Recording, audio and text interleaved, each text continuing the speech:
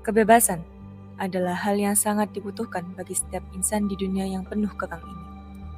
Berani akan membawa seseorang kemanapun yang ia inginkan. Dan kehormatan, sebuah karunia dari Sang Pencipta yang akan manusia jaga. Tak peduli jiwa maupun raga, ia akan mempertahankannya hingga Tuhan yang berkehendak. Namun, manusia tak selamanya terpuji.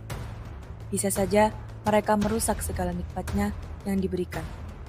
Bahkan yang lebih keji, mereka yang tak mempunyai hati, melupakan segala janji mereka terhadap Yang Maha Kuasa, merobek segala naskah, memaksa yang tertindas tak lagi memiliki kebebasan, keberanian, bahkan kehormatan. Personel Satreskrim Polres Pamekasan menangkap seorang pria yang berprofesi sebagai guru mengaji di Kabupaten Pamekasan. Sungguh miris, tak ada hentinya media memberitakan. Seakan-akan kengerian itu terjadi setiap waktu. Tapi itulah kenyataannya. Beribu-ribu orang telah dipaksa melepaskan apa yang ia miliki. Lalu, apa orang lain peduli? Ini kata mereka. Perkenalkan, saya Bu Luluil. Kenalin, nama aku Latifa Indirani Amina. Guys, nama saya Kirana Anissa. Kalau menurut aku sendiri, pelecehan seksual itu jelas itu dia tuh sebuah kasus, sebuah kekerasan dalam suatu tindakan kayak gitu ya.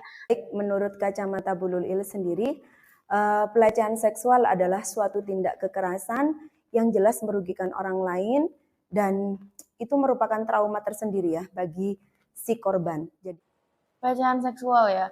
Akhir-akhir ini kita sering banget dengar kata-kata pelecehan di mana-mana dari lini massa, media sosial dan lain sebagainya.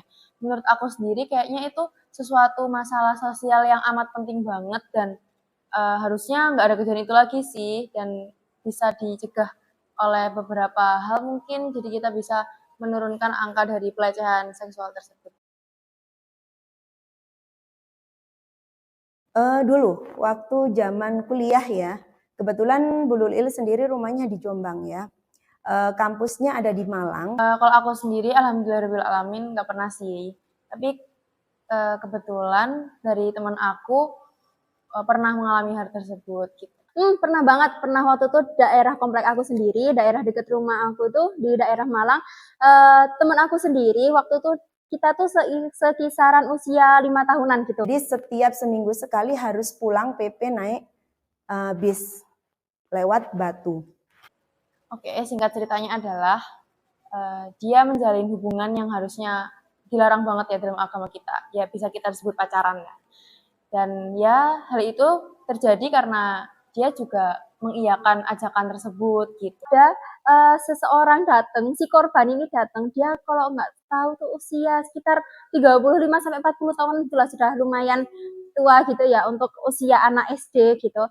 Nah, si anak SD ini bermain biasa, terus dia berhenti di sebuah kayak embong gitu, persimpangan, dia berhenti di situ. Terus habis itu si pelaku ini datang ke korban, kayak tanya gitu, kamu tahu nggak alamat rumah ini di mana gitu. Terus habis itu sebenarnya si korban tuh dia tuh anaknya tuh baik banget, terus ramah banget. Dia nunjukin lah gitu, oh itu bapak lurus aja, terus nganan, kayak gitu lah pokoknya ditunjukin lah itu sama si korbannya itu. Kebetulan Bu Luluil waktu itu tidak dapat tempat duduk, jadi posisinya berdiri. Posisinya berdiri berdekatan dengan banyak orang gitu ya. Nah, kebetulan belakangnya Bu Luluil itu kayak orang asongan gitu. Orang yang jual apa sih minuman-minuman yang dibawa ditaruh di lehernya gitu sambil jalan. Nah, kebetulan orangnya itu melakukan perbuatan yang tidak senonoh. Mohon maaf ya. Mengeluarkan alat kelaminnya dan ditempel-tempel gitu. Waktu setelah dirangkul itu, walah ya tapi tanpa dia sadari waktu setelah dirangkul itu, si pelaku ini dia melakukan hal yang tidak senonoh kepada korban. Dia melakukan dalamnya dia tuh memegang hal yang sangat intim banget bagi seorang perempuan itu di situ. Dan dia benar-benar takut banget, dia bunga banget, dia nggak tahu harus ngomong apa.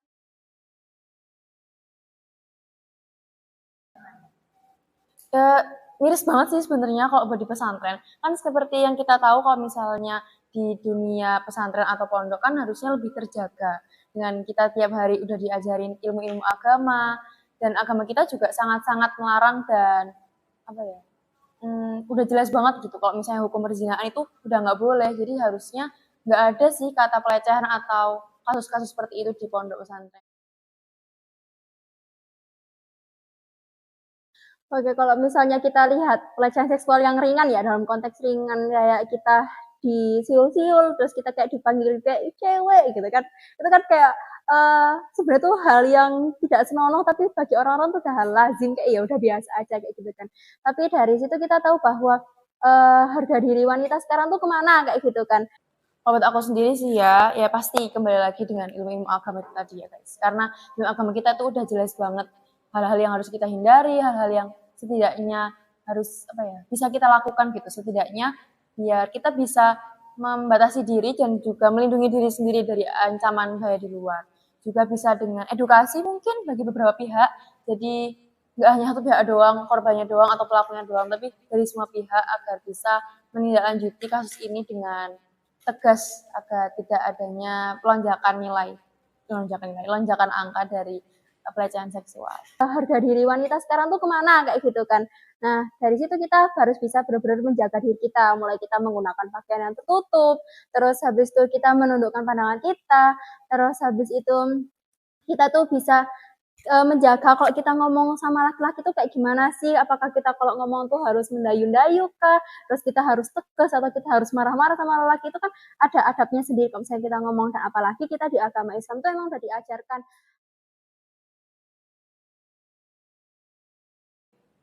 Yang jelas, you always matter and worth it because semua hal yang terjadi di dunia ini kan nggak bisa kita lakuin sendiri dan nggak ada yang tahu kita bakal ngapain besoknya dan nggak ada yang bisa kita ulang lagi. Jadi tetap jadi diri sendiri dan percaya bahwa semua itu akan jadi pelajaran yang berharga dan tidak mengalami kesalahan yang sama, juga menjadikan itu sebuah pelajaran lah buat kita dan biar menjadi contoh yang baik bagi lingkungan sekitar agar tidak adanya lagi kasus dari pelecehan seksual. Ada banget. Kalau misalnya menurut aku, buat kalian yang sudah pernah mengalami atau punya indikasi hal merujuk kepada pelecehan seksual, itu segera laporkan ke pihak yang berwenang. Atau paling tidak kalian lapor ke orang terdekat kalian dulu, ke orang tua, ke guru, terus habis ke bestie kalian yang benar-benar kalian percayai, itu nggak apa-apa, baik banget. Itu untuk menyelesaikan masalah kalian semuanya. Nah, kalau misalnya dari kaliannya cuman diem aja, kita bungkam aja, ya siapa yang mau tahu? Yang tahu juga cuma diri kita aja kayak gitu. Dan kita harus jadi perempuan yang benar-benar berdaya banget. Kita harus bisa ngomong, kita harus berani untuk berbicara itu yang tegas, jangan mendayu-dayu karena itu akan menimbulkan hawa nafsu bagi para lelaki.